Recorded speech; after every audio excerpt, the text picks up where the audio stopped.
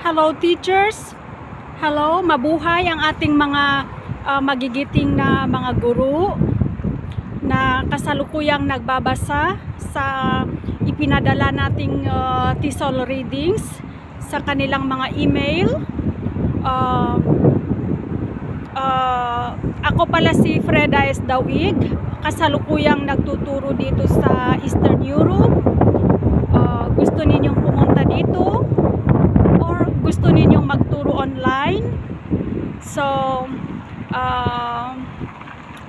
i-discuss ko ngayon ano ang pwede ninyong ituturo. Number one, very young learners. Pwede kang magturo ng very young learners, that is ages 3 to 5 years old. Yan ay walang istriktong syllabus, madali siyang ituro. Next, pwede kang magturo ng young learners, that is ages 5 to 6 to 11 years old, young learners.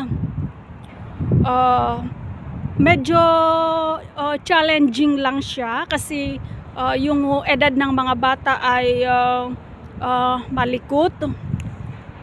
Pwede ka ring magturo ng preteens, teaching preteens, that is ages 10 to 13 years old.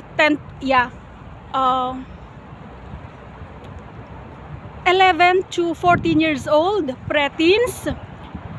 Pwede ka ring magturo ng teens, teenagers. Pwede ka ring magturo ng IELTS exam.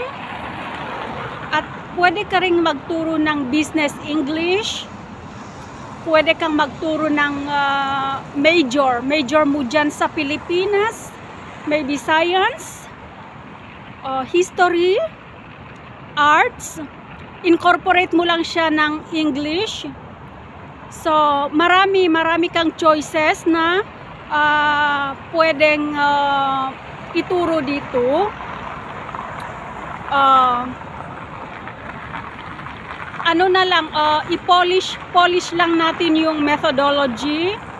Yun yung i-ano natin, yun yung i-input session natin sa mga guro natin pagkatapos nilang magbasa ng kanilang mga TESOL readings. I-polish lang ng konti, magaling ka na. Ang galing-galing mo na. Ang galing-galing mong teacher. At dito ka. Bakit dito sa Eastern Europe? Dahil nandito ang langis. Klaro ang pampasahod nila sa iyo. May klaro silang ipapasahod sa iyo dahil andito ang tupog ng langis. Hindi na uubos. Magkanda krisis man ang mundo, magkanda gyera man, may langis silang pampasahod sa iyo. So while mass deportation is ongoing in the US and Europe, dito naman ay nangangailangan sila ng mga migrant workers.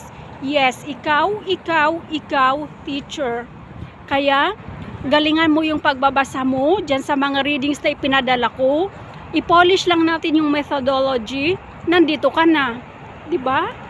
So, good luck and I will see you again in my next vlog. Bye-bye for now. So,